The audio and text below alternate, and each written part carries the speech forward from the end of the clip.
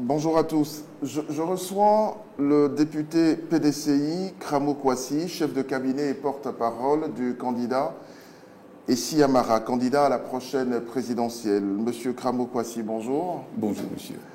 Samedi dernier, le stade Félix Houphouët-Boigny a accueilli la cérémonie d'investiture du président Ouattara comme candidat unique à la présidentielle d'octobre prochain du RHDP. Il y avait un peu de monde dans ce stade et également à la fin, il y a eu une grosse polémique autour de l'affluence. Quoi qu'on dise, le RHDP est maintenant en ordre de bataille pour la campagne à venir. La première dame et Madame Bédier étaient tout en joie, tout comme le président Henri Konan Bédier qui, pour une fois, a esquissé quelques pas de danse. Alors, honorable, dites-nous, est-ce que vous avez compris cette polémique autour de l'affluence? Merci, merci. Si j'ai compris cette polémique autour de l'affluence, bien sûr que j'ai compris cette polémique autour de l'affluence. Parce que, avant la tenue de l'événement, on avait été abreuvé de slogans du genre il y aura une mobilisation jamais vue au monde, on attend 200 000 personnes au stade et alentour. Moi, je ne suis pas comptable du budget qui a été mis à cette organisation, mais on avance des montants faramineux. Moi, j'entends parler de 2 milliards de nos francs qui auraient été investis à l'organisation de cette manifestation. Pour au final, je n'y étais pas, mais j'ai vu quelques images et tout à l'heure, vous venez d'en passer. On voit bien qu'il y avait encore de la place au stade. Il y avait encore de la place au stade. C'est un stade qui peut contenir 35 à 40 000 personnes. Et s'il y a encore de la place, ça veut dire qu'on était très loin de 200 000 personnes. Je veux dire que l'argent qui a été investi a donc été gaspillé. Et donc, je peux comprendre la polémique qui s'est installée autour de cette manifestation. Tout à fait. Alors, je vais vous inviter à écouter un court extrait de ce qu'a dit samedi dernier le président Henri Konan Bédier, avant, bien sûr, d'investir le président Alassane Ouattara. On l'écoute.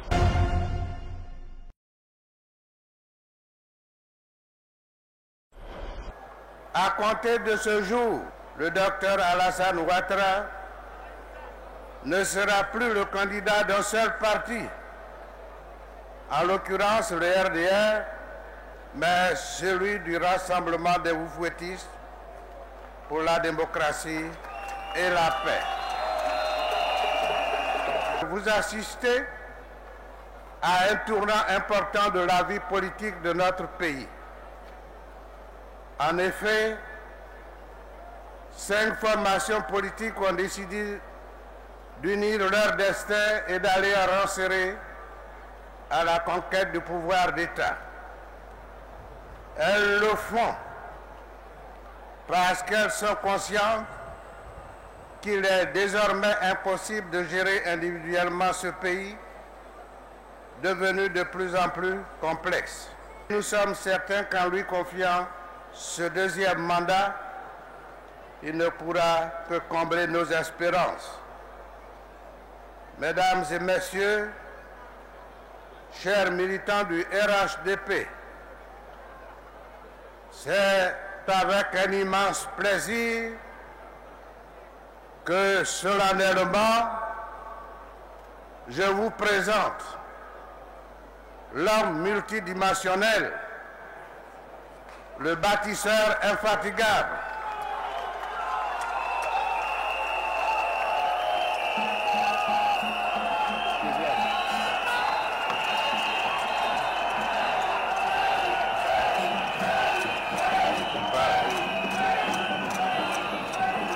notre candidat, le candidat du RHDP, son Excellence Dramane Ouattara.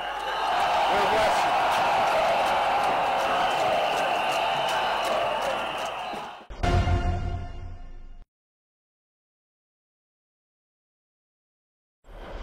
Voilà, on écoutait le président Henri Konan Bédié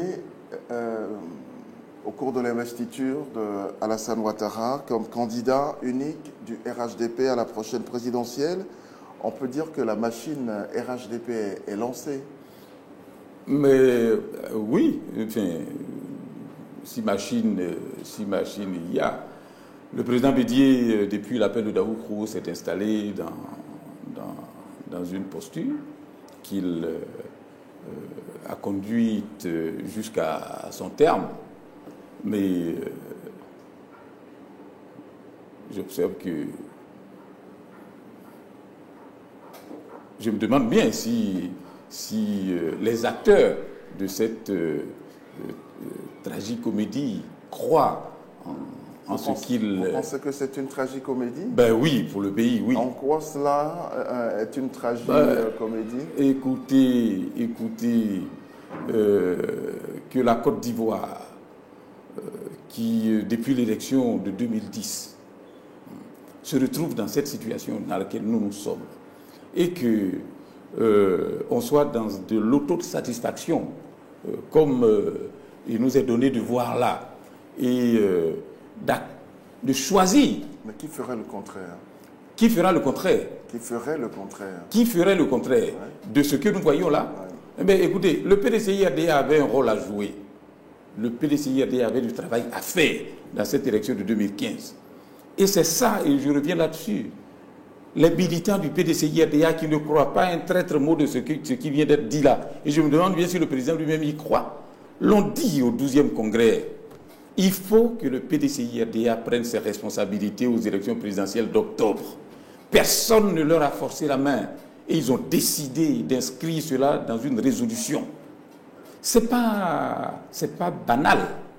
Un parti politique constitué qui a pour mission ou pour objectif la conquête du pouvoir, quand il va à un congrès, n'a pas à préciser qu'aux élections à venir, on aura un candidat. On fait le congrès, on organise le parti, et puis on va à la convention de désignation du parti. Parce que c'est naturel, c'est normal, c'est la démarche juste. Mais cette fois, les militants du PDCI-RDA ont dit, nous précisons que aux élections présidentielles de 2015, le PDCI-RDA présentera un candidat issu de ses propres rangs. C'est parce qu'ils avaient flairé quelque chose. Et puis, malgré tout ça, nous en arrivons à la situation que nous venons de voir. Mais comment expliquez-vous alors que la base du PDCI n'ait pas pu désavouer le président Bédié? La base du PDCI-RDA, vous pensez, n'a pas pu désavouer le président Bédié. Mais la base du PDCI-RDA attend le bon moment pour désavouer le président Bédié. Et je pense que le président Bédié lui-même, il le sait très bien. Il le sait très très bien. Et il ne leur en tiendra pas rigueur.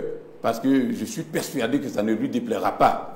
Les militants du PDCI-RDA... Vous lui prêtez des intentions? Je ne lui prête pas d'intention, je fais une analyse. Les militants du PDCI-RDA sont de fins stratèges, moi je l'ai dit. Nous sommes dans une société d'intimidation, de pression, de menaces. Nous en avons vu. Et les mêmes secrétaires de section qui sont venus au congrès extraordinaire, là, le jour où le congrès extraordinaire se passait, moi j'étais assis à mes bureaux au QG privé du candidat ici à Mara. Ils sont nombreux à être passés nous saluer pour dire, bah écoutez, vous savez dans quel pays est-ce que nous sommes? On a payé mon transport, on m'a donné un peu de sous. Il n'aurait pas dû être là. Oui, mais la pression se trouve à tous les niveaux. Si vous ne vous déplacez pas, mais c'est aussi vous dévoiler. Alors, pour vivre, il faut hurler avec les loups. Et quand la clameur se tait, de toutes les façons, les élections présidentielles se font dans le secret des urnes. Et c'est à ce moment-là que nous nous exprimerons. Donc, le moment viendra. Le moment viendra. Alassane Ouattara peut-il, selon vous, gagner ces élections d'octobre? Certains de ses militants disent qu'il n'y a pratiquement rien en face. Oh, on a déjà vu et entendu de telles choses. Mais moi, je vous dis, je parcours le pays profond. Je ne vois pas comment... la Côte d'Ivoire, les Ivoiriens ne sont pas maso. Mais en même temps, il tient de très bons résultats au plan économique. Et lesquels sont-ils? Ah ben, les infrastructures économiques, c'est tout à fait important. C'est très Mais important. vous parlez de pour construire pour construire un pays, non? Oui, oui. Mais quelles sont les infrastructures dont vous parlez? Le pont? Et bien qui, soi-disant, vaut un deuxième mandat. Et bien d'autres aussi. Ben je vous attends, citez-en. Non, c'est pas à moi de tenir la comptabilité du RHDP. Mais oui, voilà, vous avez géré le pouvoir jusque-là ensemble. Mais non, qui c'est qui a géré le pouvoir jusque-là ensemble? Nous avons... le Premier ministre, il vient du PDCI. Oui. Il y a 8 ministres qui sont au gouvernement. D'accord. Alors... le président Bédier est un président bis aujourd'hui. D'accord. Donc le RHDP ne peut quand même pas... Il me souvient que, je ne sais plus très bien, je n'ai pas retenu les dates, je ne sais pas si c'était en 2013, le gouvernement, alors tenu par un Premier ministre PDCI RDA, a dû être dissous. Simplement parce que des députés du PDCI RDA, même pas en plénière, mais en commission, ont voté contre un projet de loi. Parce que les députés du PDCI RDA n'ont pas suivi l'émissaire du gouvernement en commission, le gouvernement a été dissous. Il y a quelques mois, je vous avais demandé cela. Vous n'aviez pas été aussi direct. Mais aujourd'hui, je suis direct parce que le président de la République lui-même l'a dit. Et justement, je m'apprêtais à vous dire que hier, un jour sur votre plateau, quand vous m'avez posé la question, je vous avais dit que je ne savais pas si c'était pour cela que le gouvernement avait été dissous. Mais maintenant, je l'affirme, parce que le président lui-même a justifié cette dissolution par cette raison. Je trouve ça proprement scandaleux. Et pourquoi continuez-vous alors d'être dans la majorité parlementaire? Mais écoutez, ce n'est pas à moi que cette question doit s'adresser, parce que si ça ne tenait qu'à moi seul, nous en serions sortis depuis. Mais, et je l'ai dit une fois à un ministre qui était venu nous voir à l'Assemblée, je crois que c'était au moment de l'examen de la loi portant dispositions spéciales en matière d'acquisition de la nationalité ivoirienne par déclaration. Et alors que les députés du PDCI RDA exprimaient de grandes inquiétudes quant à ce texte. Et ils ont fini par voter cette loi. Ils ont fini par voter cette loi, justement. Un ministre du PDCI est venu pour essayer de nous amener à épouser leur position à eux.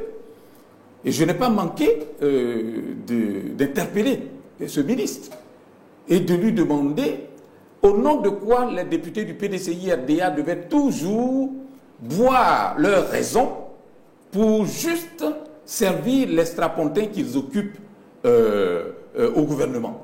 Quand nous savons tout le mal qu'ils ont eux-mêmes là-bas au gouvernement à faire passer des positions, victimes qu'ils sont de l'arrogance des prétendus alliés. Quelle arrogance nous-mêmes, députés PDCI RDA, nous subissons à l'Assemblée nationale de la part des députés membres du parti soi-disant alliés. Alors, vous êtes frustré? Attendez, je n'appelle pas ça de la frustration. Moi, je dis qu'il n'y a pas d'alliance. Il n'y a pas d'alliance. Nous sommes dans un suivisme, nous sommes des marionnettes, je ne sais pas à quel terme, il n'y a pas d'honneur à être dans une telle position. Voilà. Alors, oui, nous sommes frustrés et pourquoi devons-nous nous y maintenir? Nous n'avons pas à nous maintenir dans cette position si nous avons encore la raison. Donc de la frustration, vous êtes passé maintenant à la révolte? Non, vous voyez-vous la révolte? J'ai dit que quand on est frustré... on dit non. On dit non. Voilà. On dit non. Maintenant, si vous appelez ça de la révolte, ben oui, je suis... Et moi, c'est pas maintenant. Ma position a toujours été constante. Ce projet, je ne l'ai pas voté. Mais vous n'avez pas répondu à ma question. Est-ce que vous pensez, au fond de vous-même, que Alassane Ouattara peut gagner la prochaine élection présidentielle? J'étais en train de répondre à la question. Je dis, c'est pas possible. Les Ivoiriens ne sont pas masos. Ils ont vécu 5 ans, ou peut-être 4 ans, puisque nous sommes en train de terminer la 4e année, 4 ans de tribulation, de promesses non tenues. La Côte d'Ivoire a atteint un niveau de corruption inégalé. Qu'est-ce qui prouve aujourd'hui, là maintenant, que votre candidat, Essi Amara, ferait mieux? Qu'est-ce qui prouve? Essi Amara n'est pas sorti du néant. Ouais, ça, tout le monde le sait. Essi Amara a déjà eu un parcours politique, un parcours de gestionnaire dans ce pays. Il a accordé une interview récemment à un journal. J'étais assis à côté quand il a accordé l'interview. Et il a dit une phrase que je me plais à répéter là sur le plateau. De toute ma vie, j'ai été un fonctionnaire intègre. Ce sont ces mots. Je ne vois pas beaucoup de cadres du niveau de Essi Amara. Et vous pensez que Alassane Ouattara n'a pas été un fonctionnaire intègre? Ce n'est pas à moi de le dire. Essi Amara l'a dit, et j'attends que chacun puisse le dire aussi, avec autant de fermeté, sans qu'il soit lui-même abîmé par sa propre conscience. Parce que notre premier juge, ça n'est pas moi, mais c'est ma conscience. Voilà, que j'attends qu'eux aussi puissent l'affirmer avec autant de fermeté, et puis je les laisserai avec leur conscience. Alors, Essi Amara, avec cette intégrité, ne dit-on pas que le poisson pourrit par la tête? Que les têtes pourries du poisson ivoire soient coupées pour être remplacées par des têtes fraîches. Il faut prêcher par l'exemple. Vous utilisez des termes très forts. Des têtes pourries. Mais oui. Mais si je dis que la société ivoirienne est gangrénée par la corruption, sans qu'il n'y ait de réaction, sans qu'il n'y ait de sanction, qu'est-ce que qui en est le responsable? Alors, je vais vous proposer d'écouter le président candidat du RHDP, qui était très solennel samedi dernier, après son investiture. Voilà, c'était le discours de fin. Je vous propose donc d'écouter le président Alassane Ouattara.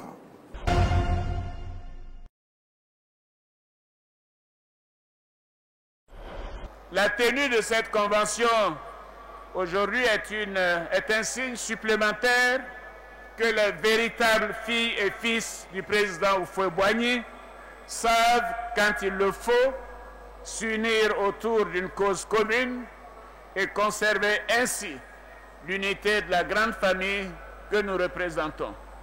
C'est une nouvelle chance que nous donnons à notre alliance, un grand pas de plus dans sa consolidation. Mais nous ne devons pas nous arrêter là.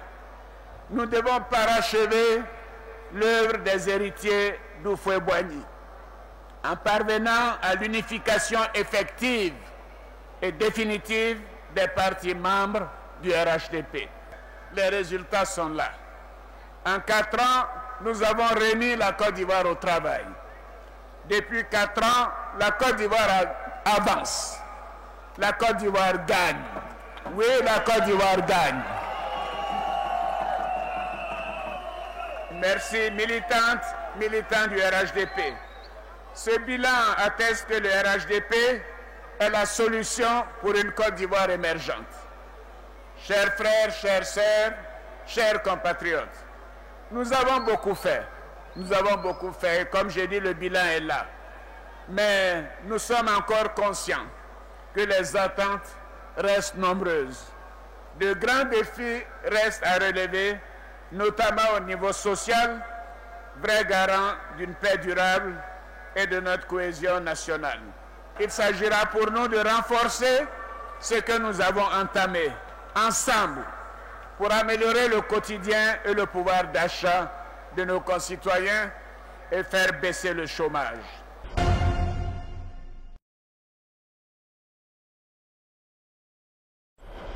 Voilà, on écoutait le président Ouattara au stade Félix Houphouët-Boigny. Comment réagissez-vous à son discours? Mais écoutez, moi je note à la fin de cette séquence qu'il reconnaît bien qu'il a échoué sur toute la ligne au plan social. Quand on aspire à devenir président de la République, c'est pour améliorer les conditions de vie des populations. Vous voulez dire que c'est un aveu d'échec? Ah ben il l'a dit lui-même. Il dit beaucoup reste à faire. Bon, c'est ben oui. C'est un peu il de la pas, modestie. Il n'est pas Dieu. Mais je dis tout est à faire. Écoutez, la Côte d'Ivoire gagne depuis 4 ans la Côte d'Ivoire au travail. Je vous rappelle, chers messieurs, que la Côte d'Ivoire est un pays solide. La Côte d'Ivoire est un pays riche. La Côte d'Ivoire est un pays dont les fondamentaux sont exemplaires. Ce pays-là, il faut boigner la enraciner, la bien bâtie. Il suffit qu'il y ait de la paix. Cette Côte d'Ivoire-là avance seule. Ce qu'ils appellent les acquis en 4 ans. Si la Côte d'Ivoire était au travail jusqu'en 1999, s'il n'y avait pas eu tous ces troubles, toutes ces difficultés, dont je ne veux pas vous parler des origines, mais la Côte d'Ivoire serait où aujourd'hui? La Côte d'Ivoire serait très loin. Alors, si la Côte d'Ivoire était tirée vers le bas par des pesanteurs venus de je ne sais où, si aujourd'hui les Ivoiriens, fatigués par tout ce qui les a perturbés, tout ce qui les a fait souffrir pendant toutes ces années, se sont assis pour regarder leur pays se remettre sur le chemin qu'ils n'auraient jamais dû quitter. Mais alors là, timidement, parce que ce qu'on appelle acquis aujourd'hui, c'est le minimum que la Côte d'Ivoire peut faire. Nous avons voté aujourd'hui, cette année 2015, un budget de 5014 milliards de francs CFA, le budget de la Côte d'Ivoire. Pour un pays comme la Côte d'Ivoire, c'est beaucoup d'argent. Environ 7 milliards d'euros. C'est de l'argent. Au lieu de ça, aujourd'hui, est-ce que vous savez que les écoles sont fermées? Qui sait ce que va être la situation sur le front social les jours à venir? Nos enfants sont à la maison. Nous qui n'avons pas d'argent pour envoyer nos enfants dans les universités extérieures, mais sont en train de se manger les doigts à la maison. Qu'est-ce qui a été fait? Quels sont les acquis? Et lui-même l'a dit, je suis très heureux qu'il reconnaisse qu'il a échoué sur le plan social. Et ce n'est pas moi qui le dis. La Côte d'Ivoire est là pour le dire. Et les Ivoiriens le lui feront savoir en octobre prochain. Ils attendent. Très bien. Vous êtes le chef de cabinet et le porte-parole du candidat Issi Amara. Comment se prépare-t-il justement pour cette échéance-là? Mais écoutez, merci. Le ministre d'État Issi Amara et son staff, comme vous le dites, se préparent sereinement. Toute la Côte d'Ivoire est mobilisée. Des mouvements de soutien constitués dans toutes les sphères de la société ivoirienne. Bien d'autres en ont connu aussi. Oui. Des mouvements de soutien. Oui, tout à fait. Et pour quel résultat? Tout à fait. Mais des mouvements de soutien à je vois ce à quoi vous pensez, mais c'était des mouvements de soutien à des gens qui sont au pouvoir et donc qui ont des choses à distribuer. Mais quand vous n'avez aucune parcelle de pouvoir, quand vous êtes sans le sou, quand vous n'avez rien à proposer, et puis qu'on laisse celui qui a le pouvoir pour spontanément venir se mettre à votre disposition, ça a du sens. Ça a du sens. Et je peux vous dire, quand vous voyez la sincérité des gens qui arrivent avec leurs propres moyens, et ça je le précise, des gens qui viennent et qui disent, oui, monsieur le ministre d'État, nous avons lu votre interview, de toute votre vie, vous avez dit que vous avez été un fonctionnaire intègre, et nous-mêmes nous en sommes témoins. Et donc nous savons qu'une élection présidentielle, ça demande beaucoup d'argent. Et d'avoir été le fonctionnaire intègre que vous avez été, il n'est pas possible que vous disposiez par vous-même des moyens pour cette lutte-là. Nous sommes à votre disposition. Nos moyens sont les vôtres. Et nos ressources physiques sont aussi à votre disposition. Et de prendre l'exemple d'Abraham Lincoln, ces personnes-là. Abraham Lincoln a été, je vais dire, le plus grand président des États-Unis. Il est allé sans le moindre sou.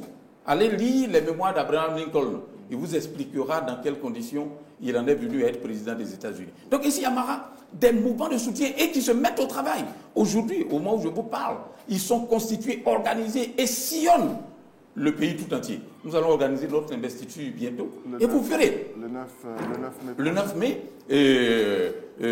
Bientôt, j'animerai une conférence de presse pour indiquer la date exacte de la tenue. Oui, le 9 mai est avancé, mais je vous préciserai la date très bientôt au cours d'une conférence de presse que j'organiserai. Donc, le ministre d'État Issi Amara et son équipe organisent minutieusement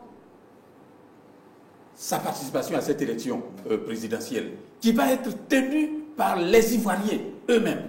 Ces soucis de santé sont derrière lui? De quoi parlez-vous parlant de soucis de santé? Moi, je l'ai vu quand il était arrivé la dernière fois. Tout à fait. Voilà, effectivement. Avec les autres. Oui, avec une canne. Il était un peu mal en point. Exactement. Donc, exactement. C'était quoi ce mal en point? Le ministre d'État ici à Mara a effectué des missions difficiles au cours de sa carrière. Et au cours d'une mission en Sierra Leone, envoyée par le président Houphouët-Boigny, son véhicule a sauté sur une mine. Exactement, le char a sauté sur une mine. Et donc, il a eu un gros souci au genou. Voilà. Et l'âge faisant son œuvre, je ne suis pas médecin, mais je crois qu'il y a eu des soucis au niveau des ligaments du genou. Il a été opéré et on lui a fraîchement posé une prothèse de genou qu'il était en train de comment dire, rendre opérationnel par la kinésithérapie quand nous sommes allés le chercher parce que nous avions besoin de lui dans le chaudron de la politique. Donc c'est un petit souci mécanique, mais qui se gère avec l'exercice de kiné. Voilà. Donc il n'a aucun souci de santé. Où en est la coalition dont la charte serait pratiquement prête? Écoutez, vous avez fait le point. Vous dites la charte serait. Je vous dis est pratiquement prête. Bien, donc c'est une coalition qui est constituée par tous ceux qui aspirent à faire partir Ouattara. C'est l'objectif. Bon, je ne sais pas, mais l'objectif, c'est d'obtenir des conditions transparentes d'organisation des élections. C'est-à-dire? Voilà, ce n'est pas une coalition pour aller faire un coup d'État. Non, c'est une coalition qui veut parvenir à l'organisation d'élections crédibles. Parce que c'est ça le problème de la Côte d'Ivoire. Est-ce que vous ne vous y prenez pas un peu tard? Non, pourquoi pensez-vous que nous nous y prenons un peu tard? La présidentielle, c'est pour octobre. Oui. Nous sommes... Tout est toujours possible, cher monsieur. Oui, tout est toujours possible. Il faut stigmatiser ceci va constituer un souci. Parce que, attendez... Quel moyen de pression avez-vous aujourd'hui pour faire changer ces choses? Vous verrez bientôt. Vous verrez bientôt. Qu'est-ce que vous ferez? Je ne vous le dis pas sur ce plateau, puisque nous ne sommes pas les seuls éléments de cette coalition. Vous dites que la charte va bientôt être présentée. Compte tenu dans cette charte, tous les moyens d'action, tous les leviers sur lesquels nous agirons. Et il est important que cela se fasse, parce que la Côte d'Ivoire ne peut plus se permettre de crise post-électorale. Ce n'est pas possible. Donc vous pensez qu'en l'état, on n'est pas à l'abri de violence? Mais bien sûr qu'on n'est pas à l'abri. Écoutez, j'ai un ami qui me disait comme ça, mais écoutez, la bakayokoisation du processus électoral est inquiétante. Ministre de l'Intérieur, Bakayoko. Celui qui est chargé de protéger le processus, Bakayoko. C'est quand même exagéré, non? Bakayoko. Celui qui va mettre la RTI à disposition pour préparer le résultat, Bakayoko. Celui qui, attendez que je finisse, celui qui dirige la CEI, Bakayoko. Moi qui suis étranger ici, ça me met quand même mal à l'aise ce type de discours. Parce que qu'ils soient Bakayoko ou pas, ce sont des citoyens ivoiriens. Je suis d'accord. C'est une fratrie. Mais ils ont le droit d'être à différents postes de responsabilité. Mais oui, mais c'est... Moi, je ne peux pas comprendre pourquoi à chaque fois, le débat politique en Côte d'Ivoire se ramène toujours à... Je suis d'accord. Ces aspects-là, mais je suis d'accord avec vous. C'est gênant. Mais oui, ça peut être gênant. Ben oui, la Côte d'Ivoire mérite beaucoup mieux. Mais vous attendez, ne pensez pas? mais attendez. Moi, je suis étranger, je suis désolé. Mais c'est pas... Je ne m'immisce pas dans ce qui ne me concerne pas, mais ce que je dis... J'avoue, ça me gêne un peu. Mais laissez-moi placer un mot. Oui. Ce que je dis n'a rien à voir avec... Je ne parle pas d'étrangers. Oui, mais... Chez nous... Quand vous dites bakayokoisation... Oui, mais attendez. Les patronymes sont... Attendez. Mais écoutez, vous trouvez ça normal que le processus électoral, c'est quand même... Mais ils ne sont pas du même père, de la même mère, ils ne sont pas de la même famille. Mais ils ne portent qu'accidentellement les mêmes noms. Mais non, justement, c'est ce que je suis en train de dire. Cet ami qui fait cette analyse, ça n'est pas seulement que le même nom. C'est la famille, justement. Ben, écoutez, je ne vais pas aller plus loin, parce que ça nous prendrait tout le temps. Et comme vous le dites, faut pas. J'ai évoqué ça seulement pour parler des éléments à craindre. Mais c'est révélateur, révélateur d'une... Mais si vous savez que vous êtes dans un environnement où ces choses-là sont observées, il faut faire attention. Il faut faire attention, d'autant que les compétences pour faire cet exercice-là ne manquent pas. Ne manquent pas. Pourquoi donc tomber dans la provocation si vous savez que les gens avec qui vous marchez sont susceptibles pour apporter un peu de l'eau à votre moulin? Oui, non, parce que votre observation est bonne, moi je l'accepte.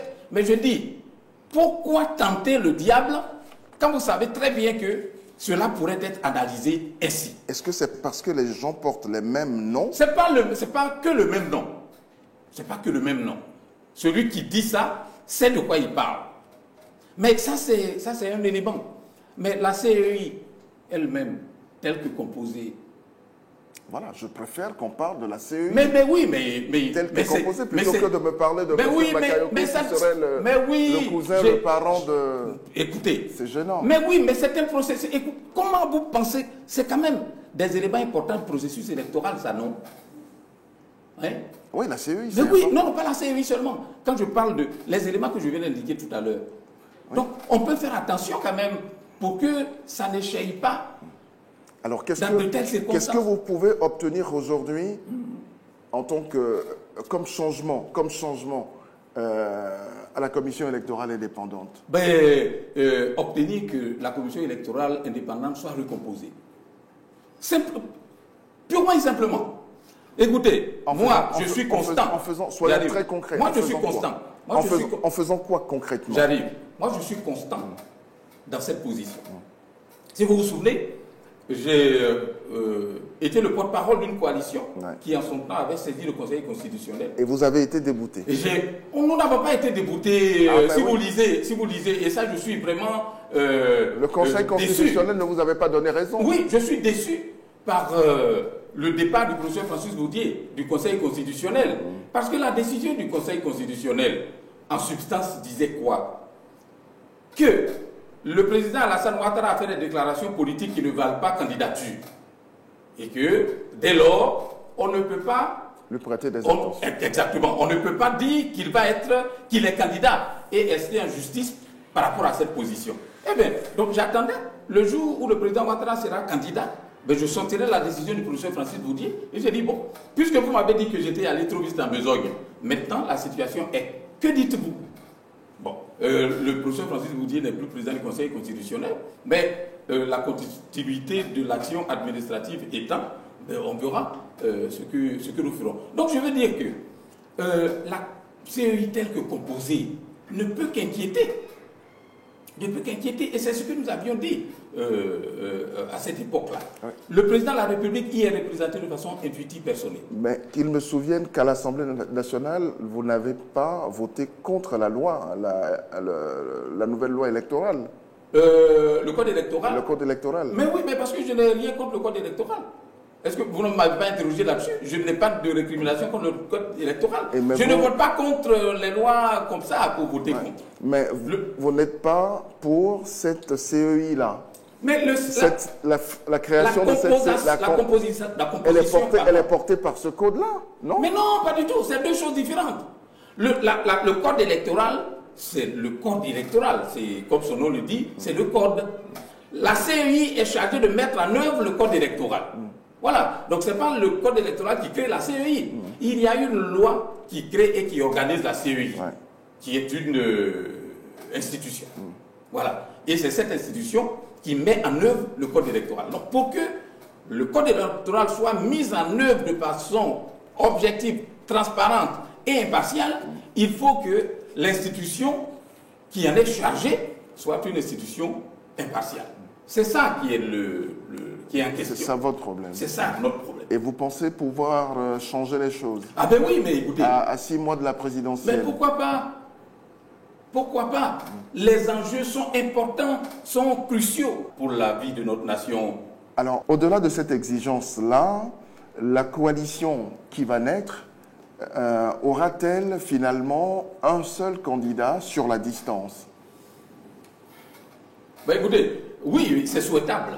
C'est souhaitable que la coalition parvienne à se mettre derrière un seul candidat. Ce sera... Oui. Il y a M. Anaki Kobena qui, sur ce plateau, a dit que vous êtes condamné à en arriver là, si vous voulez gagner. Bien, moi je dis plutôt qu'il est souhaitable que nous parvenions à trouver un candidat unique autour duquel tout le monde se fédérerait. Mais je ne vais pas jusqu'à dire que nous serons condamnés. Sinon, ce qui est important, c'est ce que je viens de dire tout à l'heure, que nous obtenions des conditions transparentes d'organisation des élections. L'élection présidentielle en Côte d'Ivoire est acquise à l'issue d'un scrutin majoritaire à 2 tours. Ça veut dire quoi? Ça veut dire que si les élections sont correctement organisées, nous irons au second tour.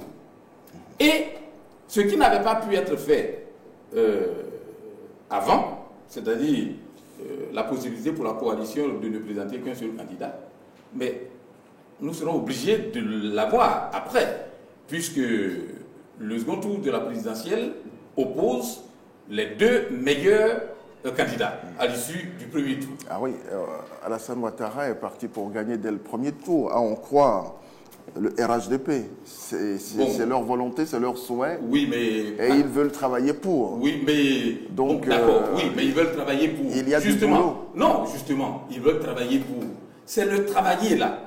Le mot travailler, entre guillemets, c'est ce qui est à l'intérieur du mot travailler que nous recherchons.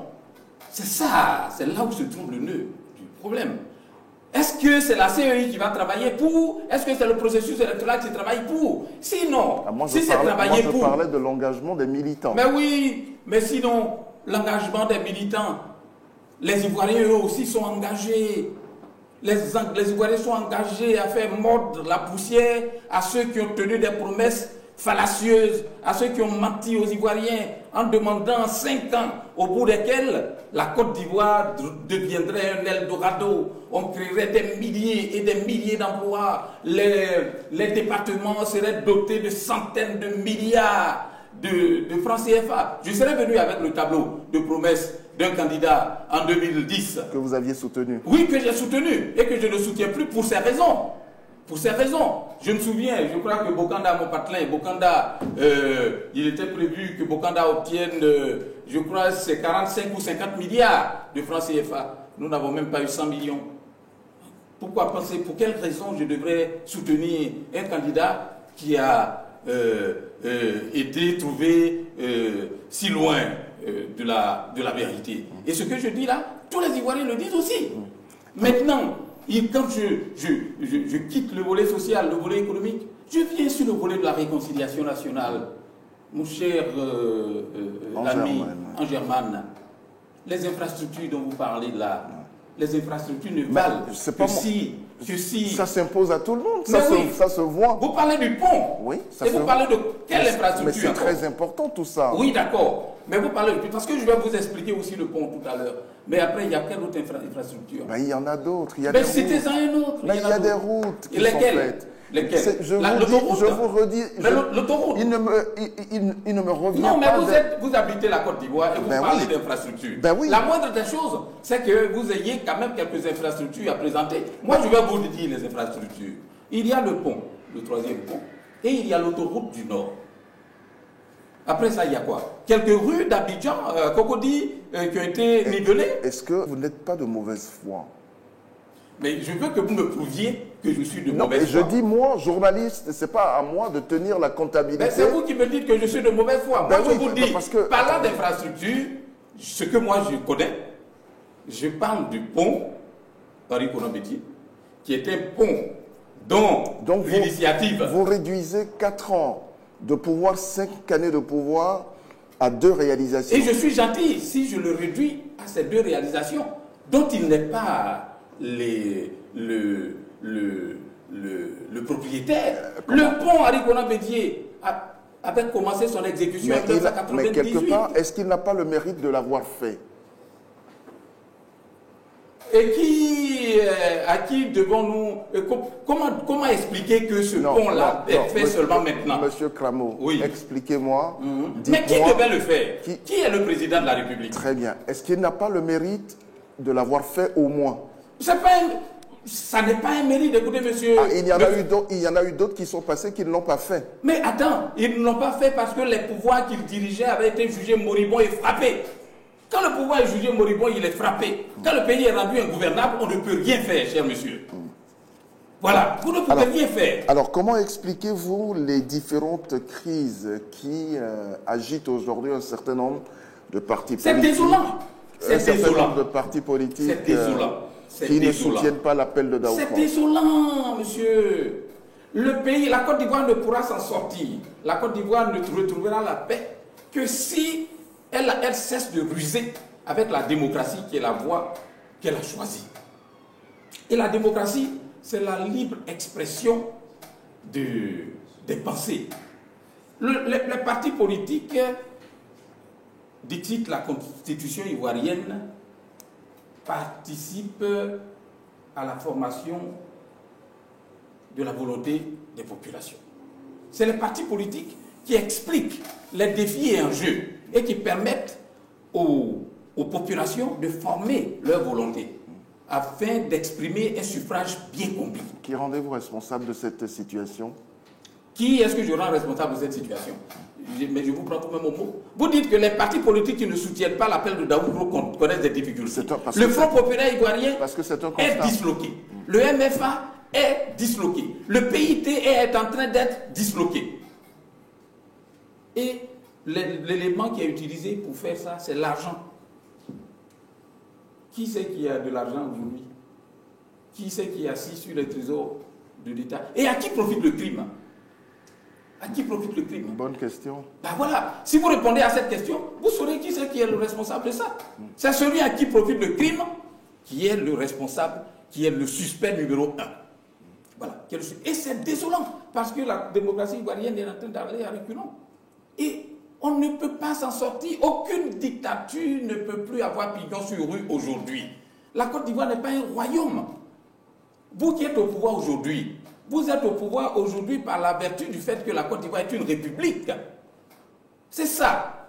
Et une république, c'est que le responsable de la république, là, ça tourne, c'est cyclique. Vous venez, on vous donne un temps. Vous gouvernez, la population juge le temps que vous avez passé à la tête de l'État. Si c'est satisfaisant, on vous reconduit selon les termes de la Constitution. Si ce n'est pas satisfaisant, on dit merci monsieur pour les services rendus, faites place à quelqu'un d'autre pour venir mettre en œuvre les propositions à nous faites. Mais vous, un jour, vous profitez des bienfaits de la démocratie. Et puis l'autre jour, vous détruisez le potentiel de la démocratie. Mais l'histoire vous jugera. Et sévèrement. Monsieur Cramo Kwasi, merci d'être passé par chez nous. C'est moi qui vous remercie d'avoir donné l'occasion de dire ces quelques mots.